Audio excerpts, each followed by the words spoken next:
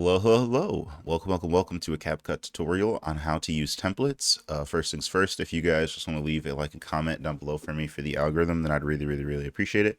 And then the next thing that you're going to want to go ahead and do is, so you'll see a couple different things, or you'll have a couple different options, but you want to go to your menu and then make sure that you are at your home page, and this works for PC and mobile.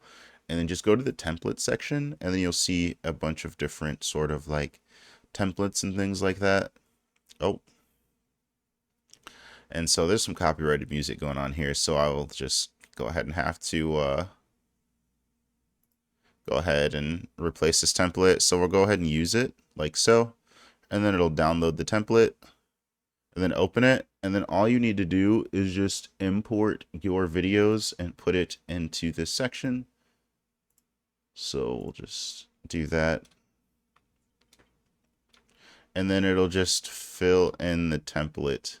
So to refill it, so I just drag it from a media into there, and then replace. And then it'll go ahead and edit the template, as you see right here. If you guys have any questions, comments, or concerns, make sure to go ahead and put them down below. Other than that, though, it's been a CapCut tutorial. Thank you.